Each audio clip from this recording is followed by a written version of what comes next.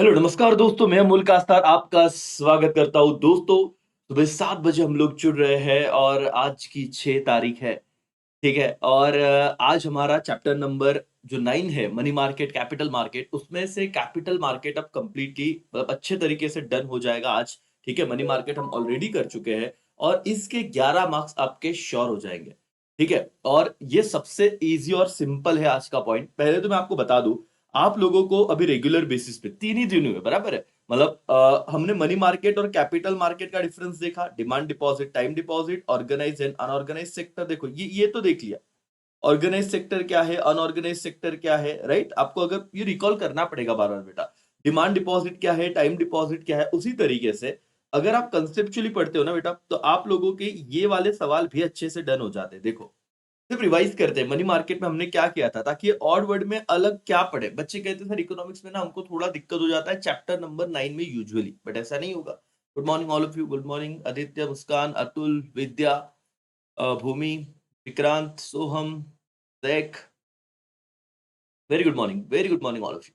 अपने दोस्तों को उठा दीजिए, है ना? दिन भर तो बाकी इंग्लिश, हिंदी, मराठी जो भी आपको पढ़ना है, बट ये 3 घंटे बेसिकली रिवाइज कर लीजिए, इंपॉर्टेंट चैप्टर को डन कर लीजिए हमारे साथ।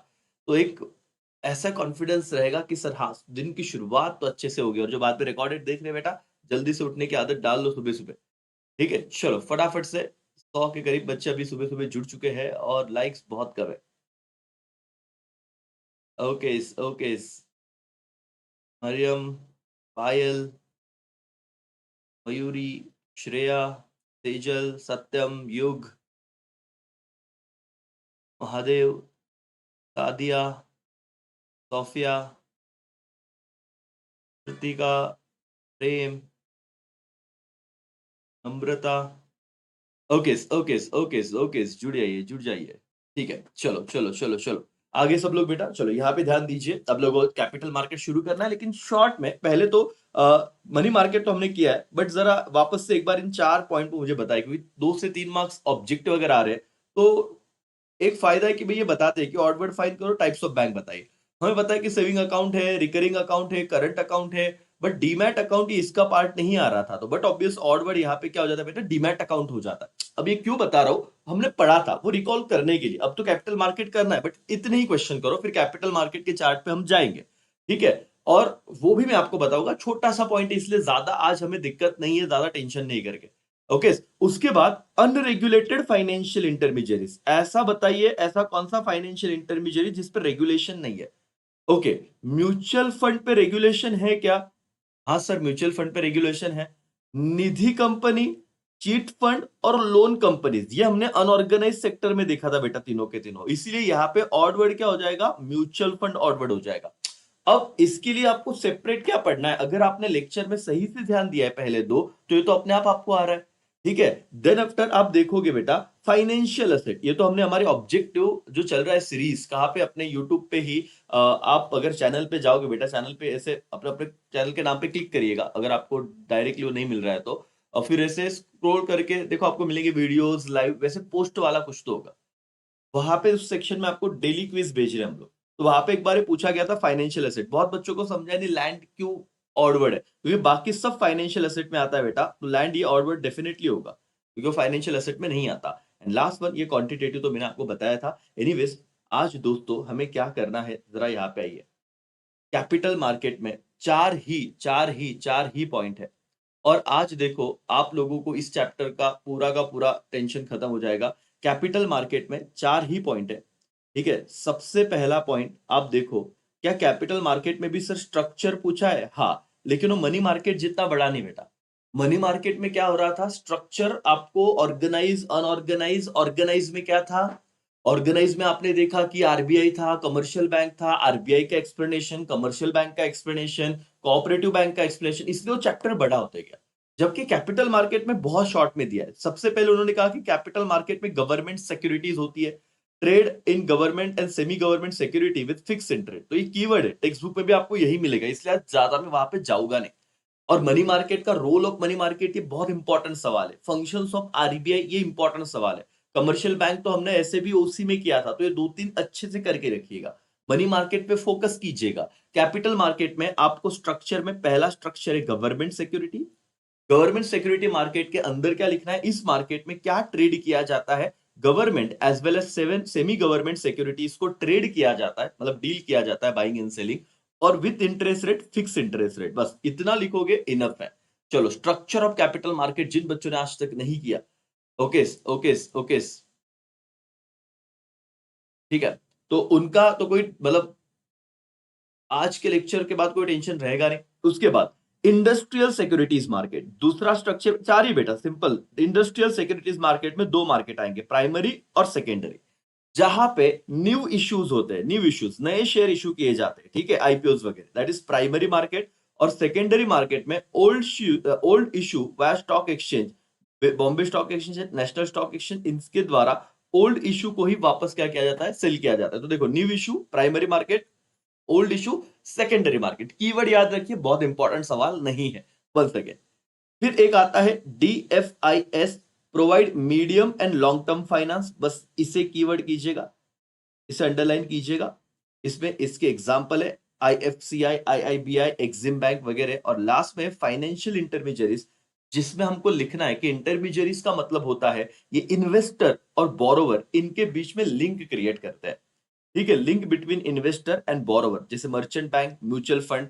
बस ये वन टाइम रीडिंग वाला सवाल है, इतना इंपॉर्टेंट नहीं है, बट अगर स्ट्रक्चर बेसिकली कुछ दिमाग में याद रखना है तो चार ही है कि कैपिटल मार्केट में गवर्नमेंट सिक्योरिटीज से डील होता है, इंडस्ट्रियल सिक्योरिटी मार्केट है जिसमें प्राइमरी है, सेकेंडरी है, देन DFIs है जो medium and long term finance provide करता है, एग्जांपल एक्सिम बैंक लिखना, और फाइनेंशियल इंटरमीडियरीज है जो लिंक क्रिएट करते हैं इन्वेस्टर और बोरोवर के बीच में। इतना भी आपने याद रखा तो भी इनफ है। फिर तीन ही क्वेश्चन बचते हैं बेटा, एक role of capital market, problems of the capital market, और reforms introduce in capital market, बस सिंपल। और इसके ना, इसका आंसर बहुत इजी है। आपको मैंने बताया था कि कौन सर, तीनों साल के पेपर का जो यहाँ पे एनालिसिस करा है, देखिए, please pay attention, please pay attention. कुछ बच्चे अभी भी सो रहे हैं, सर उठिए जल्दी जल्दी बेटा, पढ़ लीजिए, फिर दिक्कत नहीं। ये देखो, 2022, 23, 24, यहां पे आप लोग देखोगे तो ये सवाल प्रॉब्लम्स रिलेटेड टू, अब देखो मनी मार्केट एक बार पूछा है, लेकिन IMP role of capital market 2022 में पूछा है, 2024 में प्रॉब्लम्स इन कैपिटल मार्केट पूछा है। सर 2024 का पेपर दिखाइए ना, चलो वो भी आपको दिखा देता हूं आपके सामने, ताकि क्या है कि जो है वो क्लियर है। सर 2024 का पेपर देखिए, क्योंकि कैपिटल मार्केट पढ़ रहे हैं तो उस पर कॉन्फिडेंस कब आएगा, जब आपको दिखेगा कि एग्जाम में सवाल आए हैं। अच्छा, आ गया है तो रोल ऑफ मनी मार्केट अभी भी बचा हुआ है, फंक्शंस ऑफ RBI बचे हुए क्वेश्चन है, वो आ सकते हैं, बट जो आया उनको, इनके बारे में देखते ही क्वेश्चन पूछे कैसे गए। ये देखो, क्वेश्चन नंबर 3 में आप लोगों को दिखेगा, क्वेश्चन नंबर 3 में आप लोगों को दिखेगा दोस्तों, explain any 4 problems in capital market, और वो क्लियरली कहते हैं। बच्चे अननेसेसरी टेंशन लेते हैं, सर 8 पॉइंट लर्न करे क्या, 6 करे क्या, 7 करे क्या। बोर्ड वाले कह रहे हैं भाई हम 4 बोल रहे हैं तो 4 अच्छे से बता दे, तो भी हम तेरे को आउट ऑफ मार्क्स दे देंगे। अननेसेसरी लोड मत लो, और ये चैप्टर को इसी तरीके से डील करना है, ठीक है। तो आज के इसके बाद, मतलब आज के लेक्चर के बाद मैं चाहूंगा बेटा कोई भी टेंशन ना रहे। पहले तो हम प्रॉब्लम्स के बारे में बात करेंगे, ये problems of capital market done कर लेते हैं, ठीक है एवरीबॉडी। यहां से मैं रीड करूंगा और शॉर्ट में मैं तुम्हें टेक्स्ट बुक से भी बता दूंगा, तो आप टेक्स्ट बुक पे कौन से पेज नंबर पे आना है वो भी आप टाइप कर लीजिएगा, प्रॉब्लम्स कहाँ पे बताइएगा, बाकी बच्चे देख ले। IMP भी बताते ना, एक बार एंड में चले जाओ, फिर आप लोगों को सारी चीजें बताएगी। अब यहाँ पे ध्यान दो, चलो प्लीज अटेंशन।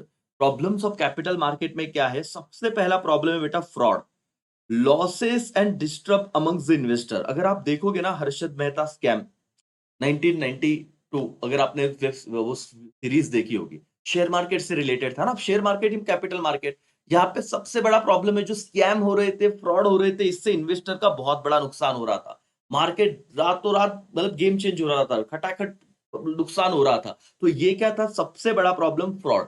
दूसरा, इनसाइडर ट्रेडिंग, मतलब illegal trading for personal gain. ये क्या होता है, अगर शॉर्ट में बताओ बेटा, तो जो व्यक्ति कंपनी में काम कर रहा है, एक बाजार करके एक मूवी आया था, ठीक है, शेयर मार्केट से रिलेटेड ही था वो, जिसमें सैफ अली खान वगैरह ये हीरो थे, मतलब एक्टर, मिच्छामी दुक्कड़म, अगर आपने वो देखा रहेगा। तो इसमें क्या होता है, ये कंपनी का एक इंटरनल एम्प्लॉय वर्कर, इसे पता है कि यार हमारे कंपनी ने एक ऐसा डील किया है, जो न्यूज अगर मार्केट में आई ना, तो 1 रुपए का शेयर का भाव 100 रुपया हो जाएगा, ये इससे पता है। अब ये क्या करता है, अपने रिलेटिव्स को फोन करके बोलता है कि आपके पास जितना भी पैसा है लगा दो मार्केट में, 1 का 100, मतलब लाख रुपए है तो करोड़ हो जाएगा।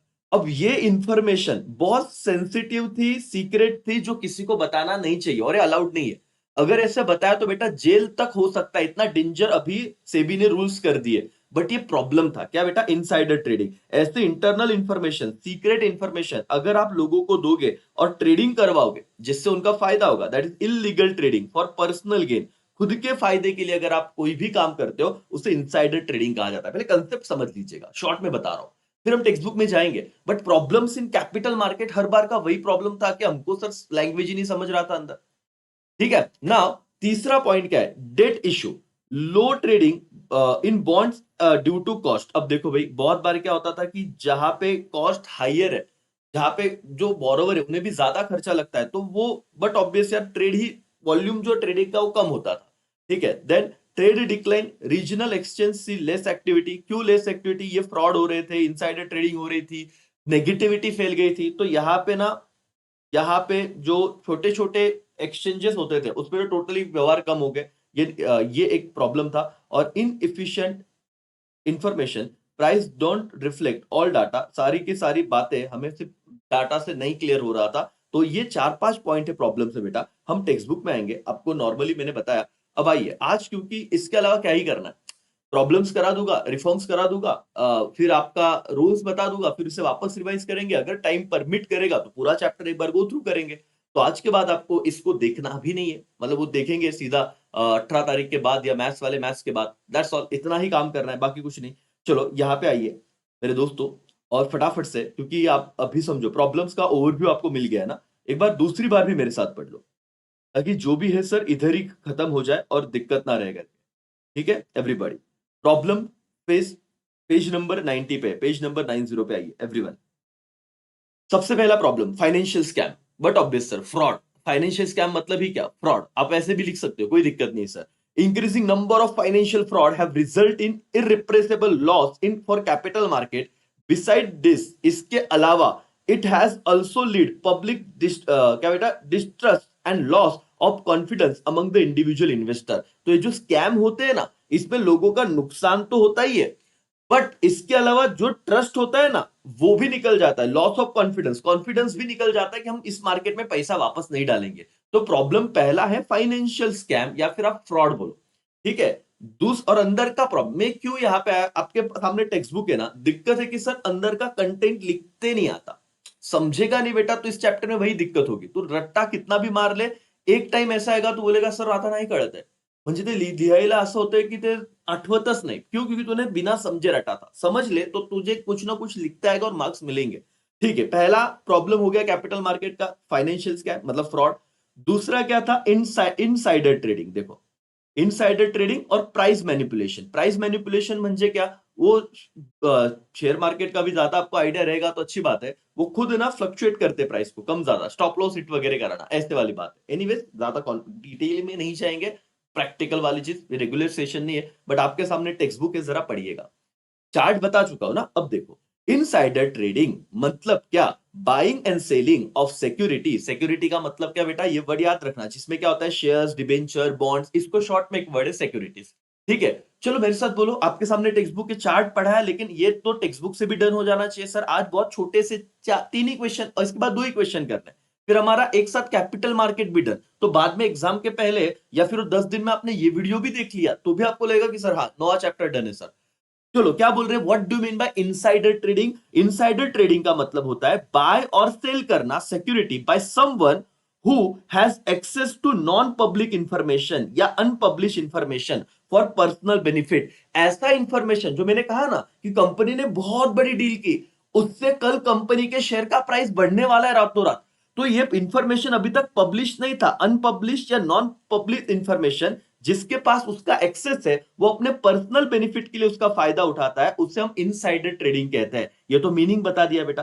चलो इनसाइडर ट्रेडिंग का मतलब समझा क्या, बहुत रिलैक्स हो और आज का वक्त मुझे दो, है ना। आप लोगों को ये समझना चाहिए कि सर हाँ, लक्ष्य देते हैं और हम लिख भी पाएंगे। व्हाट इज इनसाइडर ट्रेडिंग बोलो तो sir, insider trading means buying and selling securities by someone, ऐसा व्यक्ति who has access to non public और क्या अनपब्लिश इंफॉर्मेशन किसके लिए यूज करता है वो? For personal benefit. Price manipulation और प्राइस जो रेंज होता है उनका on the other hand means simply raise the prices of share through buying and selling of share within certain individual themself for personal gain. अगर आपने scam 1992 Harshad Mehta का web series देखा रहेगा तो वहां पे एक सीन है, हर्षद मेहता के पास बड़े बड़े कंपनी वाले जाते हैं, बोलते हैं हमारे शेयर का प्राइस बढ़ा दो। वो बोलता है टेंशन मत लो, फिर वो सबको बोलता है ये शेयर बाय करो, ये शेयर बाय करो, ये शेयर बाय करो, तो अचानक वो प्राइस क्या होने लगता है? बढ़ने लगता है। कंपनी ने कुछ खास नहीं किया बट डिमांड इतना हो गया कि शेयर का प्राइस आपको अपने आप बढ़ने लगा। इसे मैनिपुलेशन कहते हैं। ठीक है, जो बड़े बड़े लोग इस तरीके से मैनिपुलेट करते हैं। Such illegal practice have also affect the smooth functioning of capital market. तो हम प्रॉब्लम पड़ रहे हैं। अगर आपको प्राइस मैनिपुलेशन नहीं जम रहा भाई, इनसाइडर ट्रेडिंग लिखोगे तो भी चल जाएगा। दूसरा पॉइंट, ठीक है, इनएडिक्वेट डेट इंस्ट्रूमेंट मतलब क्या है सर? इसमें डेट इंस्ट्रूमेंट में क्या आता है? बॉन्ड्स आते हैं, डिबेंचर आते हैं, एक्सेट्रा, मतलब सारी चीजें, डिपॉजिट वगैरह। There is not much trading in the debt security due to narrow investor base, high cost issuance, lack of accessibility. अब इतने शब्द मत लिखना आप लोग, आप यह चार्ट पे इस्तेमाल करना कि लो ट्रेडिंग है क्योंकि कॉस्ट ज्यादा है, बस इतना भी आ गया तो भी आप लोगों का डन है, कोई दिक्कत नहीं करके। टेक्स्ट बुक में समझ रहा है, चार्ट में समझ रहा है बेटा, दोनों चीजें बता रहा हूं आपको। ये चार्ट रिवीजन के लिए यूज करना है। मतलब ऐसा है कि पेपर में अभी 2 घंटे बचा हुआ है, आप मोबाइल पे जाइए, चार्ट आपको कहां पे मिलेंगे? वापस वापस बोल रहा हूं, जो न्यू स्टूडेंट है अभी अभी जुड़े होगे लाइव स्ट्रीम से बेटा, आप लोगों को सारे चार्ट्स अपने एप्लीकेशन में मिल जाएंगे करके। ठीक है, अमोल कास्तार एकेसी है। और कहां पे मिलेंगे सर? मोबाइल जाइए, ऐप ओपन कीजिए। और एंड्रॉइड वालों के लिए वापस मैं बोलता हूं बेटा, एंड्रॉइड वालों के लिए ऑर्गेनाइज करके रखा है, आईफोन यूजर के लिए भी है बट उसको अलग नाम से रखा हुआ है। जो थर्ड पार्टी अपना मतलब रहता है ना, जिन्होंने ऐप को डेवलप किया है, उनके नाम से फिर अपना ऑर्गेनाइजेशन कोड यूज करना है। ठीक है, तो बेटर है कि अपना एंड्रॉइड पे खुद का ऑर्गेनाइज तरीके से, तो आप घर पे जिसके पास एंड्रॉइड होगा आइए और उसको बेनिफिट उठाइए करके। ठीक है, ये चार्ट एक बार देख लिया, खत्म sir. Worst to worst scenario इतना भी लिखोगे तो भी कुछ बिगड़ेगा नहीं। ओके, एंड लास्ट पॉइंट क्या है सर? मतलब देखिए, decline in volume of trade, जैसे कि रीजनल जो स्टॉक एक्सचेंजेस थे, witness sharp decline in volume of trade because investor prefer trade in security listed in premier stock exchange. सबसे ज्यादा लोग Bombay stock exchange, national stock exchange, BSE और NSC पे भरोसा कर रहे थे। तो रीजनल जो आपके एक्सचेंजेस थे उस पर जो वॉल्यूम था, जो नंबर ऑफ ट्रांजेक्शन थे, वो डिक्लाइन हो गए, ये एक प्रॉब्लम है। और lack of informational security, a market said to be informationally efficient if company stock price incorporate all available information into current price. However, stock market in India lack भाई इतना मत लिखना, सिर्फ ये लिख ले भाई। तो क्या price don't reflect all data, और भारत में ये प्रॉब्लम है कि जो डाटा है वो इनएफिशिएंट है, एंड दैट्स ऑल। इतना लिखोगे तो भी चल जाएगा। ये हो गए तुम्हारे प्रॉब्लम्स, ज्यादा कोई दिक्कत नहीं है। फ्रॉड की जगह तुम स्कैम लिखोगे भाई तो भी चलेगा। यहाँ पे क्या था? स्कैम, बस हो गए प्रॉब्लम्स डन। इसके बाद रिफॉर्म्स करेंगे, फिर एक ही सवाल रहेगा। प्रॉब्लम्स का एक बार देख लिया, आइडिया आ गया कैसे करना है बेटा? यस और नो? ओके, नाउ हम रिफॉर्म्स पे जाएंगे। तो हम भाई कह रहे thank you sir for your through support, we are completely dependent on your lecture, thank you working hard बेटा।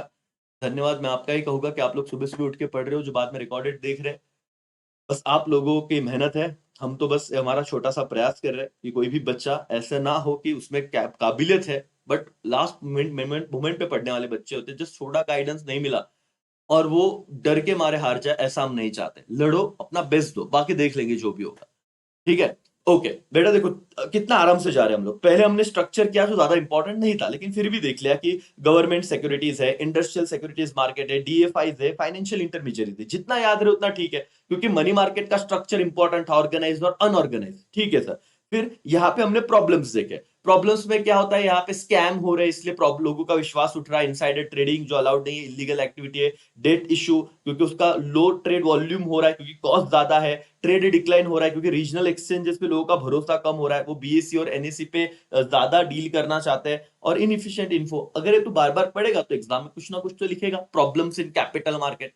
ठीक है, एंड लास्ट मतलब अभी रिफॉर्म्स करते हैं और उसके बाद फिर रूल्स पे आएंगे। ठीक है, क्योंकि रिफॉर्म्स वाला बहुत ही अच्छा सा पॉइंट है कि क्या रिफॉर्म्स हुए, कौन से मार्केट में, कैपिटल मार्केट में क्या बदलाव है, बताओ। छोटा सा पॉइंट होता है। चलो एक बार देख लेते हैं ताकि इस चैप्टर में अभी 98% चीजें डन हो जाए और कोई दिक्कत ना रहे करके। ठीक है, चलो दोस्तों, पहला रिफॉर्म है सेबी। सेबी का फुल फॉर्म है बेटा security and exchange board of India. ये कब लाया गया? देखो स्टैब्लिश तो हो गया था 1988 में, आप टेक्स्ट बुक में देखिए सेम चीजें मिलेगी आपको, बट इसको पावर दिए गए। स्टैट्यूटरी पावर का मतलब होता है जो कायदे से सारे अधिकार मिलने चाहिए, वो अधिकार दिए गए 1992। ऐसा क्यों हर्षद मेहता जी? वन ऑफ द रीजन है क्योंकि 1992 का जो स्कैम हुआ ना, फिर गवर्नमेंट को लगा यार ये जो चीज हमने बना के रखी है, कब बनाई थी सर? ये तो हमने 1988 में, तो उसको पावर देने को इतना वक्त क्यों लग गया? क्योंकि तब भारत में एक बहुत बड़ी घटना हुई। बहुत सारे रीजन थे, लेकिन वन ऑफ द रीजन था कि हर्षद मेहता जी का जो स्कैम बाहर आया, उसकी वजह से रिफॉर्म्स में मतलब ये जो सेबी है उनको पावर दिया गया to protect the investor and develop the market, कि भाई नुकसान नहीं होना चाहिए इन्वेस्टर का। ये पहला रिफॉर्म। दूसरा एनएसए है ना, national stock exchange, leading stock exchange establish in 1992। NSC की बात है, एसपी वालों को तो समझेगा ही, लेकिन जिनका एसपी नहीं है वो भी समझो बेटा। फिर SBTS, screen based trading system इसे बोलते हैं, screen based trading system, introduce computerise trading system. ठीक है। उसके बाद demat account introduce in 1996 for electronic trading. अब बोलोगे सर इतना याद कैसे रह गया? डोंट वरी, पहले पढ़ लो ना, चार्ट से समरी से पढ़ लो, फिर टेक्स्ट बुक पे लेके ही जाऊंगा, क्योंकि आज हमारा पूरा टारगेट, पूरा फोकस कैपिटल मार्केट है बेटा। ठीक है, और देखिए कितना आराम से जा रहे, मनी मार्केट ही मेन चीज था। ओके नाउ ग्लोबल फंड, हमने एडीआर और जीडीआर का एक्सेस लाया, ये कीवर्ड है।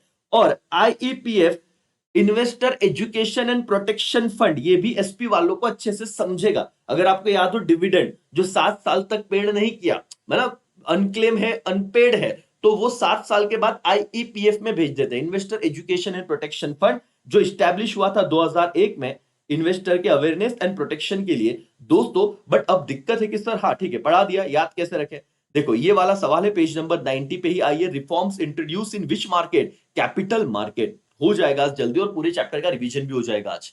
ठीक है, प्लीज आप ध्यान बनाए रखें, फोकस बनाए रखें। ओके, तो कोई दिक्कत नहीं रहेगा आपको। चलो, सबसे पहले हम लोग देखेंगे कि security and exchange board of India से भी कब स्टैब्लिश हुआ था? 1988, पर उसको पावर दिए गए 1992। क्यों? Protect the interest of investor. पहला रिफॉर्म तो याद रह जाएगा, सेम चार्ट में दिया हुआ है। दूसरा रिफॉर्म क्या है sir? National stock exchange, the leading stock exchange, कब स्टैब्लिश हुआ? 1992।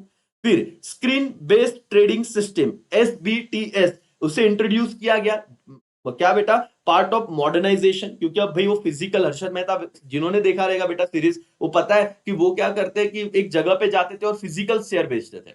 नहीं, अब उन्होंने कहा सब स्क्रीन पे चलेगा। आजकल आपके पास वो जीरोदा होगा, एंजल वन होगा, फिर आपके जो भी ऐप है, ठीक है, वो ग्रो ऐप होगा, ये क्या है भाई? ये सब स्क्रीन बेस हो गए। तो ये एक इनिशिएटिव था, ये रिफॉर्म है। ठीक है, डन सर। फिर डिमेटलाइजेशन का कब चीज आया? 1996 में आया, और एडीआर जीडीआर हमने इंट्रोड्यूस किया ताकि हमारे पास ग्लोबल फंड बढ़े। एंड बस इतना ही था। और last investor education and protection fund 2001 में आया। अब यहां से पढ़िए क्या और यहां से पढ़िएगा, सेम ही है। चलो रिफॉर्म्स कर लीजिए मेरे साथ। Reforms introduce in capital market, reform introduce in capital market. 1 minute का समय देता हूं, सारे बच्चे रिफॉर्म्स को, कैपिटल मार्केट में जो रिफॉर्म्स हुए उसे अच्छे से पढ़ेंगे करके, कुछ ईयर वो याद रखेंगे।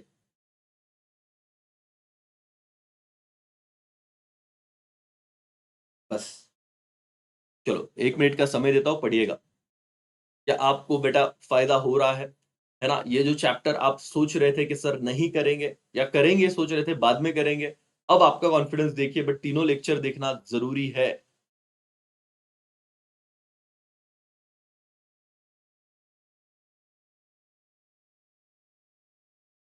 ये नोट्स आप लोगों को सर, ये कि देखो मैं अगर इसको ऐसे करूंगा तो दिखेगा क्या? नहीं, आपको जब आप चार्ट ओपन करोगे ना तो ऐसे ही दिखेंगे सब मोबाइल में। तो आपको बस भाई उससे थोड़ा जूम कर लेना पड़ेगा, और आपके मोबाइल स्क्रीन पे इतना ही पॉइंट दिखेगा आपको जो पढ़ना है, तो फोकस भी आपका हिलेगा नहीं, एक क्वेश्चन पे फोकस रहेगा।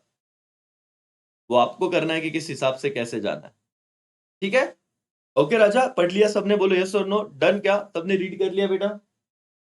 Reforms in capital market. अब आपको लगता है सर वो, लेकिन मनी मार्केट मेरे को रिवाइज करना है, तो आ जाइएगा चार्ट पे। मनी मार्केट रिवाइज करना रहेगा तो मनी मार्केट भी देख लीजिएगा एक बार। ये इसीलिए आपके लिए इतने मेहनत करके बनाया बेटा, बाकी कुछ नहीं। रिफॉर्म्स इन मनी मार्केट हमको एक दिन पहले ना ऐसे फटाफट पढ़ना है, तो मनी मार्केट क्या करे सर, कंफ्यूजन होता है, तो दोनों एक बार देख लेना। तो ये आपका मनी मार्केट का रिफॉर्म्स हो गया।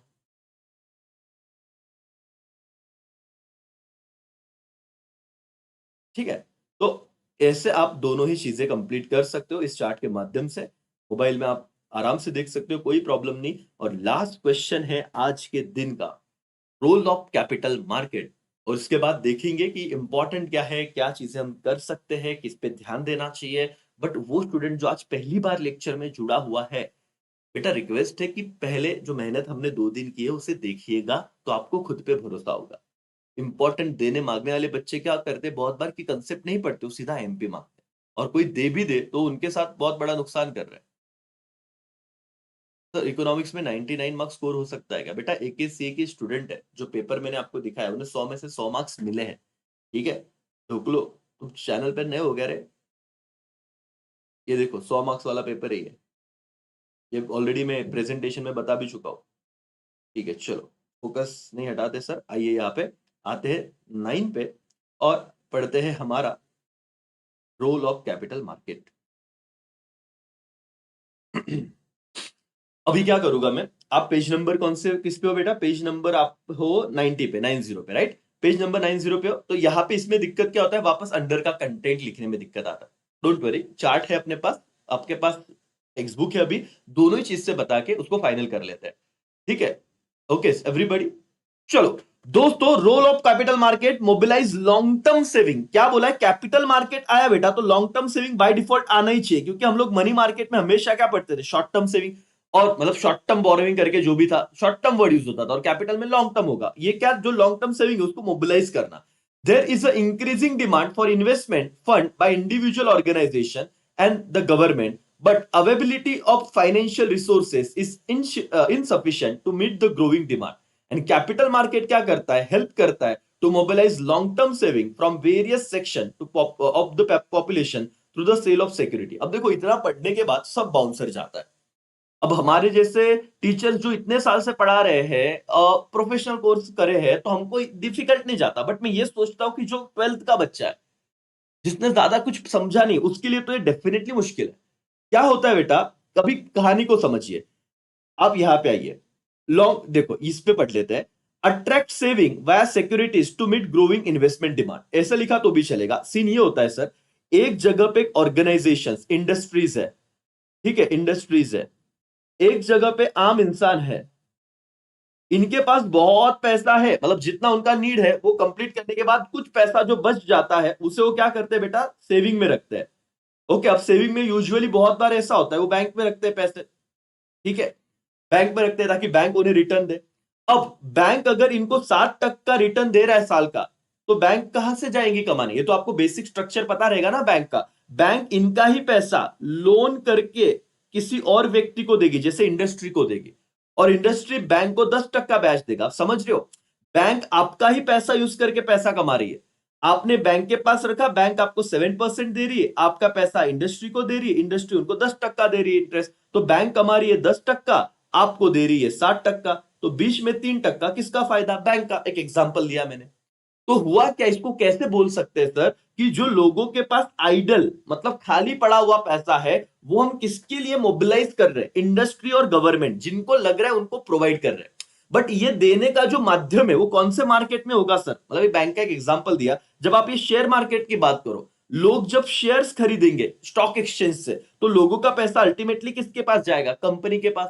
तो इसीलिए ये कह रहे हैं कि कैपिटल मार्केट में क्या होता है, जब गवर्नमेंट या कंपनी को पैसा लग रहा है, तो लोगों का जो आइडल पड़ा हुआ पैसा है, सेविंग है, उसे हम चैनलाइज कर रहे हैं, मोबिलाइज कर रहे हैं, क्या? प्रोडक्टिव यूज के लिए। That's all. ठीक है, attract saving via securities. Securities का मतलब क्या? क्योंकि कैपिटल मार्केट है तो डिबेंचर, बॉन्ड, शेयर, इसके द्वारा टू ग्रोइंग इन्वेस्टमेंट डिमांड। जैसे जैसे इकोनॉमी बढ़ रहा है वैसे लोगों को फंड की रिक्वायरमेंट है, और फंड का रिक्वायरमेंट है तो कहां से आएगा? कैपिटल मार्केट के थ्रू यहां से लाएंगे। अभी अंदर का कंटेंट हो गया थोड़ा बहुत। ठीक है, प्रोवाइड इक्विटी कैपिटल, क्योंकि भाई हम लॉन्ग टर्म की बात कर रहे हैं। आइए यहां पे, capital market provide equity capital और share capital to entrepreneur which could be used to purchase asset as well as fund business operation. आपने शार्क टैंक देखा रहेगा। शार्क टैंक में आपने ये देखा रहेगा कि जो बिजनेसमैन है, एंटरप्रेन्योर, वो आते हैं और बोलते हैं कि हमें फंडिंग कीजिए। क्यों भाई? ताकि उन्हें असेट परचेस अगर करने रहे, उनके बिजनेस ऑपरेशंस चलाने रहे, तो पैसा लगता है। समझिए, रोल ऑफ कैपिटल मार्केट मैंने लास्ट में ही क्यों लिया बेटा?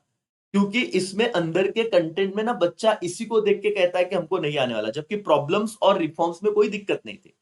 तो यहाँ पे जितने पॉइंट हो गए, फिर भी मैं मेरा बेस्ट दे रहा हूं कि तुझे जितना हो सके कम टाइम में ज्यादा समझा पाओ। ये रेगुलर होता तो और अच्छा करते, बट अभी जितना वक्त है उसमें भी अच्छे से समझो कि इक्विटी कैपिटल में क्या लिखना है। Capital market provide equity capital, वाह क्या बात है। हम क्या लिख रहे हैं, रोल ऑफ कैपिटल मार्केट।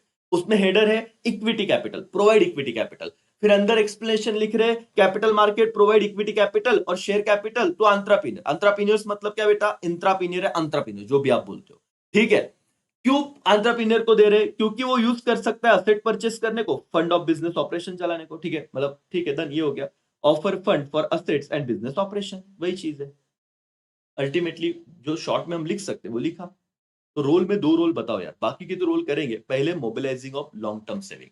आपने जो एफडी वगैरह किया है 10 साल के लिए वगैरह, तो ये पैसा बैंक अपने पास नहीं रखेगी, जो इन्वेस्टमेंट का डिमांड है तो उसको प्रोवाइड कर देगी। फिर प्रोवाइड इक्विटी कैपिटल, क्यों, क्योंकि उसे अगर असेट खरीदने हैं, ऑपरेशन करने हैं, बिजनेस ऑपरेशन चलाने हैं, तो उसके लिए पैसा लगता है, तो ये काम होगा, ठीक है। फिर operational efficiency, reduce cost, simplifies process and quickness of transaction, ठीक है भाई, ये भी पढ़ लेते हैं। Capital market help to achieve operational efficiency by lowering the transaction cost, simplifying transaction procedure, lowering settlement timing in purchase and sale of stock. अब ये भी आपको बाउंसर जाना वैलिड है, क्योंकि इसका कोई भी बेस आपके पास पहले नहीं था दोस्तों। इसको मैं समझाता हूं, जरा समझने की कोशिश करना। पहले ऐसे होता था कि सेटलमेंट टाइम 3 और 4 और 5 दिनों का होता था शेयर मार्केट में। परचेस करना है फिजिकल को विचार करो, मतलब अगर हर्षद मेहता, अगर आपने वेब सीरीज में क्यों एग्जांपल दे रहा हूं, क्योंकि स्कैम 1992 अगर आपने देखा रहेगा, तो वहां पे फिजिकल फॉर्म में शेयर बिकते थे। लोगों को वहां पे आओ, फिर वो शेयर लो, फिर वो कितना टाइम कंज्यूमिंग प्रोसेस था। ये कैपिटल मार्केट में जो नई नई चीजें हमने की है ना, ऑनलाइन वाली चीज लाए, तो बहुत जगह हमने कॉस्ट इफेक्टिव चीजें की। तो ऑपरेशन क्या हो गया बेटा, हमारा ट्रांजेक्शन कॉस्ट कम हो गया, क्योंकि हम लोग अब डिजिटल पे आ गए। दूसरा, सिंप्लीफाई कर दिए प्रोसीजर। पहले फिजिकल शेयर खरीदना बहुत मुश्किल था, आज तुम डीमैट अकाउंट ओपन करो, अपना पैन नंबर, आधार नंबर जो है वो दे दो, मोबाइल पे तुम्हारा बैंक अकाउंट जोड़ा हुआ है, उससे पैसे आएंगे, कितना सिंपल हो गया। तो ये ट्रांजैक्शन प्रोसीजर सिंपल हो गया, सेटलमेंट टाइम कम हो गया, इससे ऑपरेशनल एफिशिएंसी बढ़ रहा है मार्केट में। अब इसको प्रैक्टिकल, इतनी सारी बातें आपको नहीं पता थी और ये सिर्फ रीड करके नहीं समझता, इसको थोड़ा इतिहास और थोड़ा प्रेजेंट, इन दोनों का बात बता रहा तो समझेगा अच्छे से। मैं ये नहीं कह रहा हूं कि आप लिखो जाके ये सवाल, बट आप समझ तो लो कि क्या ऑपरेशनल एफिशिएंसी। सर पुराने जमाने में बहुत टाइम लगता था, जैसे हम न्यू टेक्नोलॉजी पे आए तो टाइम कम लग रहा है, हमारा पैसा बच रहा है, इससे एफिशिएंसी भी बढ़ रहा है, ठीक है। Quick valuation, capital market help to determine fair value and quick value of both shares and जो डिबेंचर है उनका वैल्यूएशन भी अब क्विकली हो रहा है, आप देखते हुए चार्ट्स पे। Integration, capital market lead to integration amongst the real and financial sector, equity and डेस्ट instrument, government and private sector, domestic and external fund. इसमें दो दो नाम है, जोड़ियां लगानी बस। इंटीग्रेशन का मतलब क्या होता है बेटा, मर्ज करना, एक दूसरे को लेके आना साथ में। तो कैपिटल मार्केट लीड कर रहा है किसमें, इंटीग्रेशन। कौन से सेक्टर को, पहला है रियल एंड फाइनेंशियल सेक्टर, दूसरा है इक्विटी एंड डेट सेक्टर, तीसरा है कौन सा बेटा, गवर्नमेंट एंड प्राइवेट सेक्टर, और चौथा है डोमेस्टिक एंड एक्सटर्नल फंड। आप इसमें से 2-3 पॉइंट लिखे, इंटीग्रेशन डन हो गया, कैपिटल मार्केट लीड करेगा इंटीग्रेशन। और आपको चार लिखना है, किसमें इंटीग्रेशन करेगा, real and financial sector, equity and debt instrument, government and private sector, बस इतना लिखा तो भी चलेगा, integration.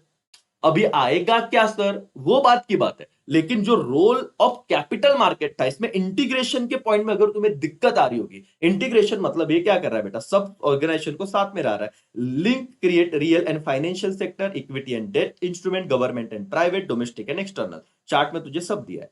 Quick valuation, ensure fair and fast valuation of shares and bond. तो इतना भी लिखोगे तो भी कोई प्रॉब्लम नहीं है, टेक्स्ट बुक से सब जुड़ रहा है। ये रहा तुम्हारा rules of capital market, rules of capital market everyone. मेरा काम था आपको यहाँ पे आके आज बताना, समझाना, और जो दिमाग में इस चैप्टर को लेके गलतफहमी हो गई थी, डिफिकल्ट डिफिकल्ट लग रहा था, कोई नहीं। और ये चैप्टर जो बच्चा अच्छे से कर रहा है उसको बाकी कोई दिक्कत आनी नहीं चाहिए इकोनॉमिक्स में। ओके, यस और नो, एक बार रीड कर लीजिए, चलो, रोल ऑफ कैपिटल मार्केट, और खत्म हो गया अपना पूरा का पूरा सीन, डन हो गया, ठीक है। ध्यान से देखिएगा, समझिएगा। Mobilising of saving, provide equity capital. क्यों इक्विटी कैपिटल? ये कीवर्ड है ना। अब देखो इतना पढ़ा बट अभी तुमको भूल गए रह गए क्या? तो ये चार्ट मोबाइल पे आइए, देखिए भाई क्या होता है। 2 दिन बाद रिवीजन करना है तो हाँ, इक्विटी कैपिटल तुमको याद आएगा कि वो फंड प्रोवाइड करता है, असेट खरीदना है या बिजनेस का ऑपरेशन करना है। ठीक है। ऑपरेशनल इफिशियंसी बढ़ गया। क्यों इफिशियंसी बढ़ा? क्योंकि कॉस्ट रिड्यूस हो गया, प्रोसेस सिंपल हो गए, क्विक ट्रांजेक्शन हो गए, इसलिए इफिशियंसी बढ़ गया। ये रोल है। फिर क्विक वैल्यूएशन, ये इंश्योर करता है कि जो भी शेयर्स एंड बॉन्ड है उनका वैल्यूएशन क्विक और फेयर करेंगे हम लोग। और इंटीग्रेशन, किसके बीच में इंटीग्रेशन करेंगे? तो real and financial sector, equity and debt instrument, government and private sector, domestic. तो इससे इस चार्ट का फायदा ये होगा कि आप बहुत क्विकली चीजों को रिवाइज कर पाओगे और एक साथ आपको मिलेगा। Okay done sir. तो अब खत्म। अगर आप मुझे कहोगे सर ये चार्ट हमको अभी देखो, अभी मेरे स्क्रीन पे ये लाइव लाइव आने के बाद मैं अभी देखो आपको पूरा चैप्टर रिवाइज कराता हूं, ठीक है। कैपिटल मार्केट और मनी मार्केट ये लास्ट लेक्चर रहेगा और इसमें पूरा का पूरा रिवीजन भी हो जाएगा और आपको ये भी समझ में आ जाएगा कि क्या करना है क्या नहीं करना है। 11 मार्क्स तो फिक्स है। ऑब्जेक्टिव 3 मार्क्स से पकड़ के चलिए तो दो दो एक 4-4 मार्क्स के 2 सवाल आ गए, जिसमें इसमें प्रोबेबिलिटी है इस चैप्टर का जो हमने एनालिसिस किया था कि हो सकता है आइडेंटिफाई में एक सवाल आए, डिफरेंस बिटवीन में तो एक आता ही हमने देखा हुआ है करके। ठीक है, तो ये तो आपके श्योर हो गए। और उसके बाद फिर एक 4 मार्क्स का क्वेश्चन किधर तो आपको मिलेगा। ओके बट सर यही तो प्रॉब्लम है कि आता 4 मार्क्स लेके इतना सारा चीज करना पड़ता है। कोई बात नहीं राजा। अब देखो मोबाइल पे जब आप इसे पढ़ोगे तो आप लोगों के मोबाइल स्क्रीन पे एट अ टाइम सिर्फ एक ही चीज रहेगा। ठीक है, एट अ टाइम सिर्फ एक, क्योंकि आपको जूम करके पढ़ना पड़ेगा, ऐसे चार्ट दिखेगा नहीं। पहले स्ट्रक्चर ऑफ कैपिटल मार्केट बताइए, किसकी बात कर रहा हूं मैं? Capital market. ये ज्यादा इंपॉर्टेंट है नहीं बट क्विकली देखेंगे गवर्नमेंट सिक्योरिटी। अब रिवाइज करते हैं। और रिवाइज में पूरा नहीं लगेगा, रिवीजन में क्या लगेगा कि किसमें डील होता है भाई गवर्नमेंट सिक्योरिटीज, मतलब क्या? वो ट्रेड करते हैं government and semi government security with fix interest. फिर इंडस्ट्रियल सिक्योरिटी मार्केट। अच्छा इसमें क्या था? प्राइमरी और secondary. Primary market new issue, secondary old issue. फिर डीएफआई जो medium and long term finance provide करती थी, एक्सिम बैंक का एग्जांपल। और फाइनेंशियल इंटरमीडियरीज जो बोरोवर और इन्वेस्टर के बीच में लिंक क्रिएट करता है। एक बार रीड कर लिया, खत्म। कितना हुआ सर? 1 मिनट के अंदर ये किया। Role of capital market. Okay मैंने पढ़ा हुआ था, अब ऐसे ही मोबाइल में अपने चार्ट्स ओपन किए, पढ़ रहा हूं और एक ही इसमें आपको सब दिया है बेटा। इको के चार्ट में आपको नीचे तक वो चैप्टर पे आना पड़ेगा। क्या करोगे भाई? ये अभी अभी मैंने कहा था कि लॉन्ग टर्म सेविंग को मोबिलाइज करेंगे, फिर अंदर क्या लिखना है? वो अट्रैक्ट करेंगे सेविंग वाया सिक्योरिटीज। अच्छा मतलब ये सिक्योरिटीज बेचेंगे करके। क्यों? क्योंकि जो ग्रो हो रहा है नीड इन्वेस्टमेंट का, डिमांड जो बढ़ रहा है उसको कंप्लीट करने के लिए। इक्विटी कैपिटल, ये अभी अभी पढ़ा, असेट्स परचेस करने के लिए, ऑर्गेनाइजेशन के ऑपरेशंस रन करने के लिए पैसा लगेगा, तो ये इक्विटी कैपिटल से कंप्लीट होता है। ऑपरेशनल इफिशियंसी बढ़ेगी, अंदर क्या लिखना है भाई? क्योंकि आजकल जो नए सारे टेक्निक्स बदले हैं उससे कॉस्ट रिड्यूस हुआ है, प्रोसेस सिंप्लीफाई हो गया है, क्विक ट्रांजेक्शन हो रहे हैं, इसकी वजह से ऑपरेशनल इफिशियंसी बढ़ा है। Quick valuation, shares and bond का फेयर एंड फास्ट वैल्यूएशन होता है, ये रोल है कैपिटल मार्केट का। और इंटीग्रेशन किसके बीच में? Real and financial sector, equity and debt instrument, government and private sector, domestic and external. ठीक है, एक बार रीड कर लिए। तो एग्जाम के 2 मिनट पहले भी आप ये चार्ट निकालोगे तो भी डन। क्या प्रॉब्लम से भाई? स्कैम हो रहे हैं, इनसाइडर ट्रेडिंग हो रही है जो इलीगल है, इससे भरोसा लोगों का हट रहा है। ठीक है, प्राइस मैनिपुलेशन वाला इससे कनेक्टेड था। डेट इश्यूज, जिसमें लो ट्रेडिंग हो रहा है क्योंकि उसका कॉस्ट बढ़ गया है। ट्रेड डिक्लाइन, रीजनल एक्सचेंज पे लोगों का भरोसा कम हुआ क्योंकि लोग कहां पे ट्रेड कर रहे हैं बेटा? बीएसई और एनएसई पे भरोसा ज्यादा कर रहे हैं। ओके और इनफिशिएंट इन्फो, तो डाटा जो चाहिए वो क्लियरली अवेलेबल नहीं है। बस इतना शॉर्ट में किया तो भी चलेगा। और फिर रिफॉर्म्स क्या है बताओ कैपिटल मार्केट के? ये फास्ट चल रहा है। अभी देखो जो बच्चा अभी जुड़ा रहेगा उसके तो सब बाउंस कर जाएगा। जो पहले से है उनको लग रहा होगा कि क्या फायदा हो रहा है। अब जो अभी जुड़ा बोलेगा सर क्या पढ़ा रहा है, सिर्फ रीड कर रहा है। भाई तू कनेक्ट तो कर, तू पहले जुड़ तो सही, कंसेप्ट को तो समझ। ओके और बताओ तो रिफॉर्म्स में क्या है कि सेबी लाया गया, जो आया था 1983 पर उसको पावर दिए गए 1992 में। नेशनल स्टॉक एक्सचेंज को 1992 में लाया गया। स्क्रीन बेस्ड ट्रेडिंग सिस्टम को इंट्रोड्यूस किया गया, कंप्यूटराइजेशन। डीमैट अकाउंट वाली स्कीम 1996 में लाया गया। ग्लोबल फंड के लिए एडीआर और जीडीआर लाए। Investor education and protection fund 2001 में आया, क्विकली रिवाइज हो गया। डन है ना। तो इसीलिए बेटा आपको अभी लाइव में भी जुड़े हो तो पहले से लेक्चर देखना, अभी से मत देखना। ये अपन दूसरी बार तीसरी बार कर रहे हैं, एक साथ रिवीजन हो गया कैपिटल मार्केट। बचता क्या है सर? Money market. अब मनी मार्केट जब आप देखोगे, मनी मार्केट में मतलब एक दिन पहले सपोज ये चार्ट मैंने करवा दिया तो आपको अभी नहीं, वो एक दिन पहले इसका इंपॉर्टेंस समझेगा क्योंकि इकोनॉमिक्स को छुट्टी नहीं है। अब हॉलीडेज नहीं तो रिवाइज होना चाहिए। और टेक्स्ट बुक लेके बैठ के कितना पढ़ोगे? लेक्चर टाइमिंग बेटा सुबह 7 बजे से अपने व्हाट्सएप चैनल पे डाला हुआ है, ऐप में डाला हुआ है। तुम बच्चे शायद ऐप से कनेक्टेड हो, ऐप में हर 5 मिनट पहले नोटिफिकेशन आता है सबको कि भाई हम लाइव आ रहे हैं। ठीक है, इसके बाद हमने आरबीआई वगैरह सब किया था, कोई दिक्कत नहीं। Commercial bank, cooperative bank, development bank, discount housing, तो अभी ये लगता है तो अभी जितना हुआ उतना करो, नहीं तो इसके रिवीजन में ये नहीं होना चाहिए। तो आज का एक छोटा सा टारगेट देता हूँ, कैपिटल मार्केट पूरा कर लो। जैसे आप कैपिटल मार्केट पूरा करोगे बेटा, इस पे वन शॉट रिवीजन लेंगे बाद में, या तो आपको जैसे ही आपका जब शुरू हो जाएगा, क्या कहते हैं, एग्जाम खत्म हो जाएगा एसपी वगैरह का, मैथ्स वगैरह का, फिर आना तो दिक्कत नहीं है। लेकिन इसको अभी एक तो मेरे को सिर्फ ये बताइएगा, ये देखो, ये को रिलेशन वाला पार्ट कंप्लीट कीजिएगा। Money market, short term fund, long term fund, यहाँ पे क्या आएगा बताओ तो। लॉन्ग टर्म फंड क्या लिखोगे कोरिलेशन में, कमेंट कीजिए बेटा। एक बार चैप्टर सही ढंग से पढ़ा, और इन्हीं बच्चों को आएगा जो तीनों लेक्चर में थे। बाकी तो मुझे नहीं पता जो अभी जुड़ रहा है तो। और मैं ना मतलब, मैं तो तुम सब बच्चों के लिए काम कर रहा हूँ भाई, तो आप अपने हिसाब से कीजिए, पढ़िएगा, मतलब लेक्चर देखिएगा। क्या होगा बेटा यहाँ पे, कैपिटल मार्केट, ठीक है। ये देखो, सेंट्रल बैंक, यहाँ पे कोरिलेशन जरा है। वो कमर्शियल बैंक के बारे में बोल रहे हैं कि अगर एसबीआई, हम एग्जांपल दे रहे हैं कमर्शियल बैंक का, तो सेंट्रल बैंक का एग्जांपल क्या होगा, बट ऑब्वियस सर, आरबीआई। ठीक है। कोऑपरेटिव बैंक बोले ऑर्गेनाइज सेक्टर है, तो इंडिजीनियस बैंक ये क्या रहेगा बोलो भाई, बट ऑब्वियस सर, हमने देखा था अनऑर्गेनाइज सेक्टर, मनी मार्केट का ही है।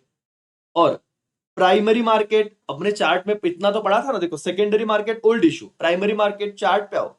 यहाँ पे आपने इसलिए भाई ध्यान देखो, ये देखो, प्राइमरी मार्केट क्या था, न्यू इश्यूज था। Secondary market old issues, same चीज उन्होंने क्या बोली यहाँ पे, आपका सेकेंडरी मार्केट ओल्ड इश्यू है तो प्राइमरी मार्केट क्या रहेगा, न्यू इश्यूज, खत्म, कोरिलेशन भी डन। आप इतना तो भी मतलब इस चैप्टर के सारे टेक्स्ट बुक के क्वेश्चन कर लीजिएगा, मैं बोलता हूँ 11 में से 11 मार्क्स डन हो जाएंगे। असर्शन रीजनिंग हो या सारी बातें हो। अगर जिसे लगता है की सर आम्हाला ह्या चॅप्टर मध्ये खूप टेन्शन येत आहे, तर इसके एक्सरसाइज क्वेश्चन सब कर लेना बेटा।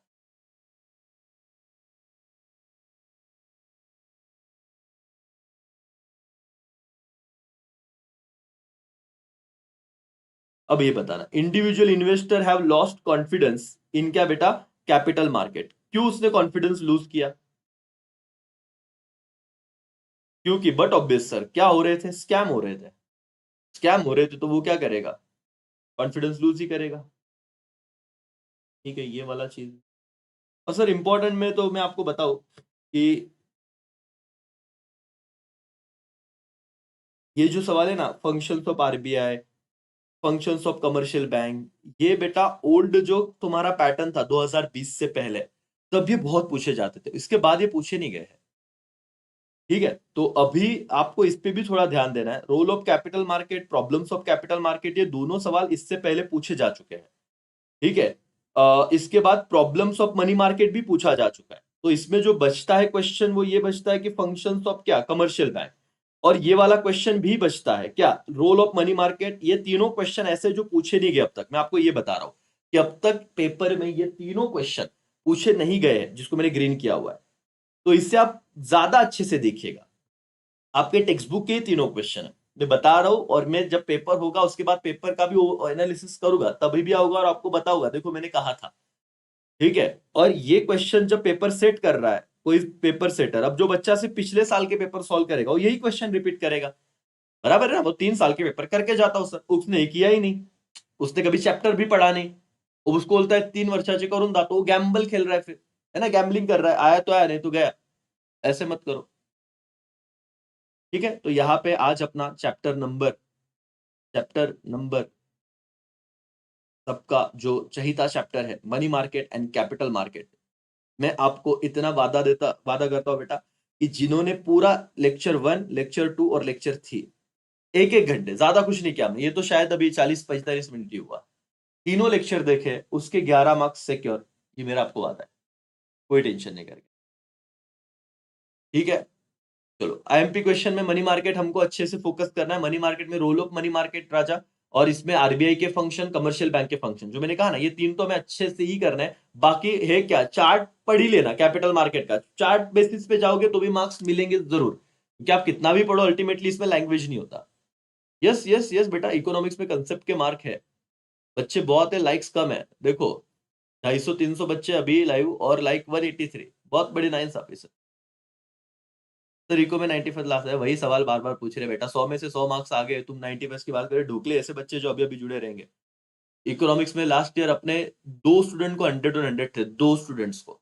और प्रॉब्लम ऐसा है ना कि लोगों तक ये पहुंचता ही नहीं है। अब नासिक में हम लोग है, अब नासिक के बहुत बच्चों को शायद पता ही नहीं था कि ये कैसे, अभी पता चल रहा है। हाँ सर। और ऑनलाइन में बहुत अच्छे, और ऑनलाइन के बच्चे ज्यादा सीरियसली पढ़ लेते हैं। ऑफलाइन वाले भी इस बार अच्छे हैं बच्चे, देखते हैं वो अच्छा करेंगे, ऐसे उम्मीद है। बट आप तो भी अच्छा करना, ठीक है। तो कोई टेंशन मतलब बेटा, अब आपके लिए इसके बाद वाला सेशन एसपी का होगा, के बाद वाला ओसीएम के लिए जुड़ेंगे। ओसीएम के लिए मैं सोच रहा था सेकंड, बट अभी मेरे को ये भी लग रहा है कि शायद 5th चैप्टर भी कर लिया जाए आउटसोर्सिंग वाला, तो एक बार हो जाएगा, वो क्विकली हो जाएगा। ई बैंक उसमें ई बिजनेस वगैरह है ना, फिर वो आउटसोर्सिंग वाला है केपीओ बीपीओ वाला, तो वो मेरे को लग रहा है कि वो करा लूँ तो फिर और एक सही रहेगा। चलो दोस्तों, आराम से पढ़िएगा, और आप अभी भी पढ़ते हो तो भी अच्छे से स्कोर हो सकता है। सर पीसी में कैसे करें ऐप डाउनलोड? जिसको पीसी में ऐप डाउनलोड करना है बेटा, AKCA के नंबर पे आप व्हाट्सएप कर देना, और ऑफिस टाइमिंग 1 बजे के बाद, 1 बजे से लेके 9 बजे तक सर आपको हेल्प करेंगे उस नंबर पे, 7020 वाले। तो वैसे हो जाएगा, ठीक है। तो दोस्तों, अब तक हम लोग यहाँ पे लास्ट, मुझे एक बार बताने दीजिए, लास्ट 2 मिनट सिर्फ रुकिए। अ,